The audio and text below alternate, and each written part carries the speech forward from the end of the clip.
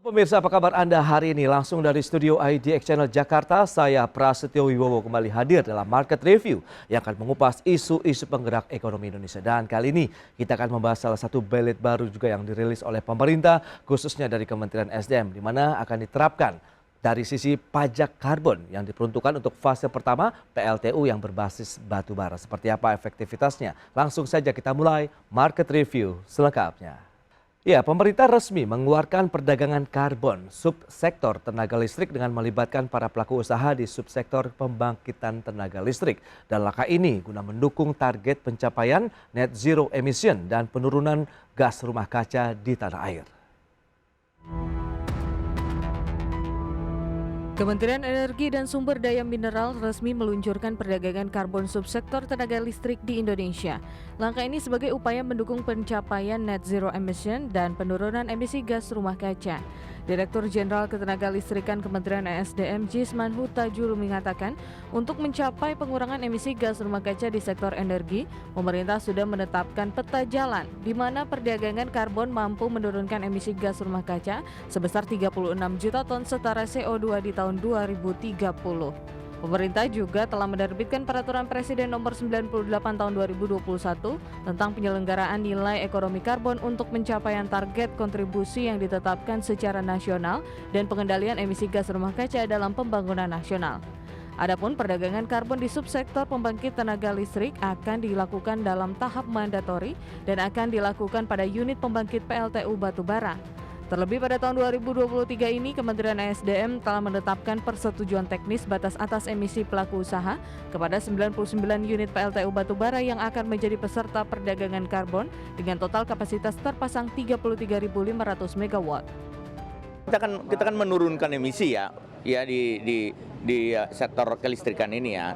Jadi sudah ada cap-nya kita tentukan bersama dengan KLHK, setiap pembangkit dengan kapasitas tertentu itu segini kan gitu ya, ada 0, sekian gitu ya, seperti ya.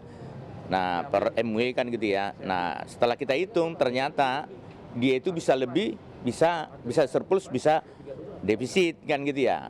Gitu loh, Pak. Nah, kalau yang surplus ya ini yang saya bilang tadi, ya dari 20 juta ton yang kita hitung semua, ada 500.000 yang bisa kita perdagangkan, yang bisa direbut melalui sertifikasi, melalui perdagangan langsung, macam-macam, ya kan gitu ya. Silakan gitu ya.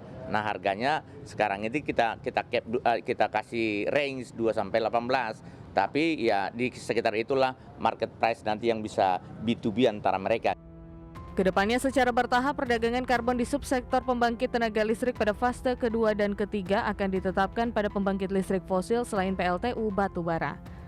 Jakarta, Devirmansyah, IDX Channel. Ya, pemirsa, untuk membahas tema kita hari ini, pemerintah terapkan perdagangan karbon PLTU batubara. Sudah tersambung melalui Zoom bersama dengan Bapak Yusuf Rendy Manilet. Beliau adalah peneliti ekonomi dari KOR Indonesia. Selamat pagi, Mas Rendy. Selamat pagi, Pak Bowo. Ya, salam sehat, Mas.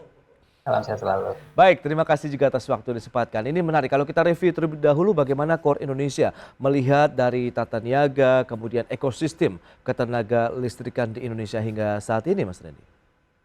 Iya, sebenarnya kalau kita berbicara ketenaga listrikan, misalnya kita kaitkan dengan konteks pandemi, memang setelah sektor ini tertati-tati seperti dengan sektor lain di tahun 2020, mereka berhasil bangkit kembali ya di 2 tahun, di 2021 dan di 2022.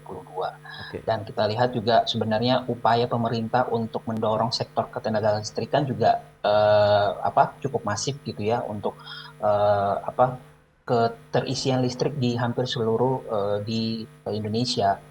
Nah, hanya saja memang kalau kita bicara listrik, ketenaga listrikan dan juga misalnya kita kaitkan dengan topik kita pagi ini terkait karbon, memang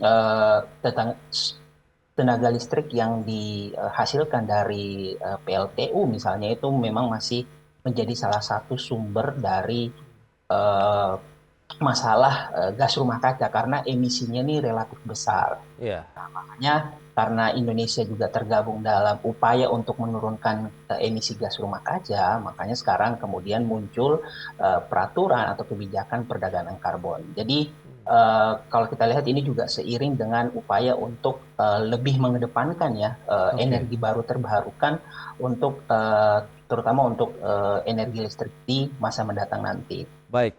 Berarti Mas Randy, Anda melihat sudah tepat dong langkah pemerintah yang kemarin sudah merilis begitu dari sisi perdagangan karbon. Memang ini ada beberapa tahapan ya. Fase pertama ini adalah untuk yang PLTU berbasis batu bara. Begitu Anda melihat, Anda ini kesiapan-kesiapan, kemudian bagaimana dengan aturan-aturan berikutnya begitu, apakah sudah diterima dengan baik juga nih bagi pelaku usaha ataupun produsen tenaga listrik begitu?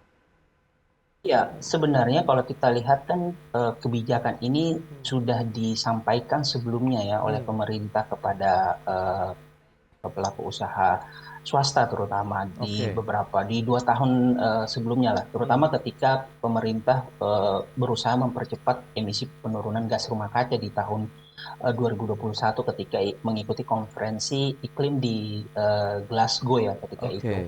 Nah, jadi mulai dari situ kita melihat masifnya sosialisasi yang dilakukan oleh pemerintah. Tentu terkait kesiapan pihak swasta itu nanti bisa dikonfirmasi ke pihak swasta, tetapi Hmm, memang kalau kita perhatikan sangat masif ya pemerintah melakukan sosialisasi terkait perdagangan karbon ini karena oke. jangka waktu untuk mengejar target penurunan emisi gas rumah kaca hingga 2030 nanti ini kan sebenarnya tidak terlalu lama ya, cuma 10 tahun. Ya. Eh, dan di saat yang bersamaan sebenarnya ini juga harus diimbangkan dengan Hmm, kebutuhan industri dalam negeri yang masih bisa harus tetap tumbuh gitu. Nah, mencari titik tengah kebutuhan industri untuk bisa tetap tumbuh dan juga mencapai target penurunan emisi gas di 2030 nanti ini yang kemudian akan cukup menantang di periode waktu yang menurut saya relatif singkat ini. Jadi oke.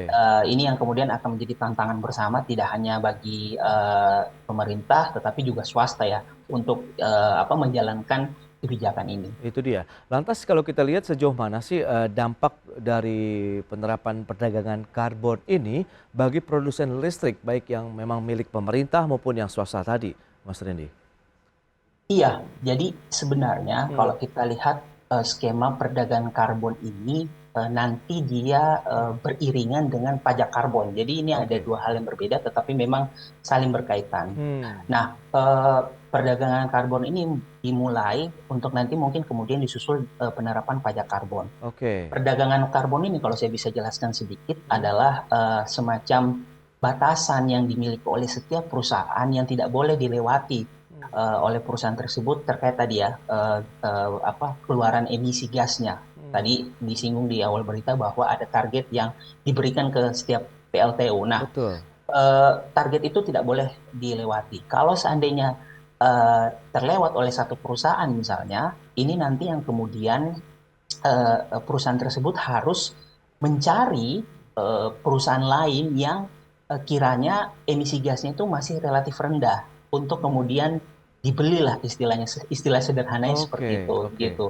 Nah, apabila misalnya ternyata ya di kemudian hari semua perusahaan Hmm, eh, dia hampir semua mencapai batas ambang atas ya hmm, dari target emisi tadi, maka pilihan oke. bagi perusahaan ini yaitu membayar pajak karbonnya gitu. Jadi Nah, pajak karbon ini yang merupakan ya. turunan lain dari perdagangan karbon itu sendiri. Baik, baik. Dan apakah tadi praktek-praktek yang melihat dari batasan-batasan itu akan menimbulkan satu mekanisme pasar tersendiri atau market yang akan terbentuk nantinya, Mas Lendi? Tapi tahan dulu jawabannya, kita akan jeda sebentar. Baik pemirsa, tetaplah bersama kami. Ya, terima kasih Anda masih bergabung bersama kami dalam Market Review. Dan berikut ini kami sampaikan infografik terkait dengan kontributor penurunan emisi karbon di Indonesia. Apa saja yang sudah dilakukan oleh pemerintah selama ini? Ya, seperti yang bisa Anda saksikan, ada implementasi dari energi terbarukan sekitar 30,34 juta ton karbon dioksida ini yang setara. Kemudian kita lihat ada efisiensi energi itu 14,6 juta ton CO2, kemudian bahan bakar rendah karbon 12,01 juta ton CO2, teknologi pembangkit bersih 9,36 juta ton CO2 dan juga beberapa kontributor lainnya 3,15 juta ton. Sehingga total di sepanjang tahun 2021 itu ada 69,47 juta ton CO2 begitu ya, yang terkaitan dengan penurunan emisi karbon di Indonesia. Berikutnya, persetujuan dari batas atas emisi pelaku usaha atau PT BAE PU kategori untuk PLTU batubara. Ini yang fase pertama. PLTU mulut tambang atau non mulut tambang dengan kapasitas terpasang kurang lebih ataupun lebih besar sama dengan 25 MW hingga kurang dari 100 MW. Kemudian yang PLTU mulut tambang kapasitas terpasang lebih besar atau sama dengan 100 MW. Kemudian yang non mulut tambang kapasitas terpasang lebih besar sama dengan 100 MW hingga lebih besar dari 400 MW. Sementara yang PLTU non mulut tambang juga dengan kapasitas terpasang yang lebih dari 400 MW. Ini dia untuk penerapan ataupun persetujuan dari PT BAE PU. Kita lihat selanjutnya untuk pertumbuhan kapasitas PLTU batubara ini di beberapa negara G20 yang kita ambil tahun 2017 sampai dengan 2021. Nampaknya Indonesia menempati posisi pertama untuk pertumbuhan PLTU batubara. 22,6%, menyusul China 12,4%, kemudian Brazil 11,1%, kemudian Afrika Selatan 10,6%, Jepang 9,1%, India 8,7%, Korea Selatan 3,8% dan sama juga dengan Turki. Itu dia beberapa data terkait dengan emisi karbon di Indonesia dan global. Kita akan lanjutkan kembali perbincangan hari ini bersama dengan Mas Yusuf Rendy Manilet, peneliti ekonomi Core Indonesia. Baik Mas Rendy, kita akan bahas dengan beberapa data yang tadi sudah disampaikan. Kontributor dari penurunan emisi karbon di Indonesia sebenarnya sudah banyak begitu ya. Anda melihat apakah ini bisa dikatakan menjadi satu langkah yang efektif? Karena total dari emisi karbon yang berhasil ditekan cukup besar, 69,47 juta ton karbon dioksida ini. Silakan Mas Rendy. Ya, saya kira kan memang beragam upaya ya. Sekali lagi kita diskusikan di awal untuk mencapai penurunan target gas emisi di 2030 nanti. Ya. Jadi pencapaian yang sudah dilakukan oleh pemerintah saat ini tentu juga harus dioptimalkan. Artinya yang sudah itu merupakan apresiasi positif, namun untuk mengejar target, makanya pemerintah juga kemudian muncul dengan perdagangan karbon dan juga nanti di tahun ini atau mungkin di tahun depan penerapan pajak karbon. Sekali lagi upayanya ini untuk memperbesar ya, semakin besarnya penurunan emisi gas rumah kaca karena itu tadi mendorong pihak-pihak yang berkaitan dengan yang memproduksi gas rumah kaca untuk memikirkan bagaimana mengurangi kapasitas produksi emisi mereka, dan yang tidak kalah penting bagaimana mulai secara bertahap menggunakan energi baru terbarukan. Jadi secara bersama-sama ya pemerintah kolaborasi untuk itu tadi mengurangi emisi gas rumah kaca. Baik, kalau untuk fase pertama ini adalah PLTU batubara. Kemudian Anda katakan tadi memang perdagangan ini akan melibatkan beberapa pembangkit listrik yang mungkin emisinya rendah. Kemudian mereka akan ada satu perdagangan begitu dalam artian yang memang kapasitasnya besar akan membeli yang lebih rendah dalam artian nanti mungkin untuk mereduksi dari emisi karbon yang mereka keluarkan begitu Mas Rendy. Apakah ini juga menjadi bagian dari upaya pembentukan market tersendiri begitu di perdagangan karbon? Iya betul, karena kita juga tahu bahwa ini adalah sesuatu hal yang baru, maka tentu perlu dilaksanakan secara bertahap. Dan menurut saya di tahapan pertama ini contohnya pas ya, karena mengambil PLTU sebagai salah satu pihak yang diperdagangkan ya karbonnya.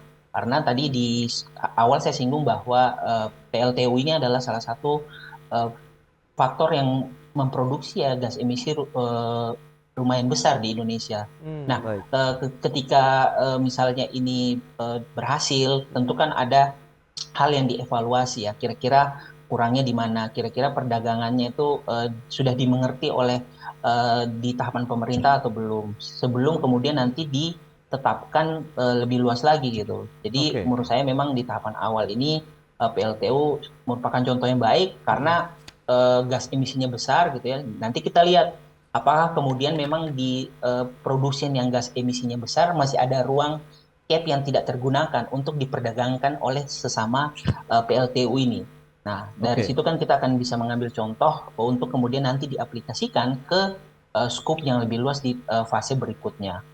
Nah, itu dia. Dari Kementerian SDM juga sudah menetapkan dari nilai persetujuan teknis batas atas emisi pelaku usaha yang tadi datanya juga sudah disampaikan, ada 99 unit PLTU batubara dari 42 perusahaan ini yang akan menjadi peserta dari perdagangan karbon. Nah, ini apakah memang mereka yang nanti juga akan terlibat dalam market perdagangan karbon sendiri begitu dari 42 perusahaan dan 99 unit PLTU batubara yang ada di dalamnya.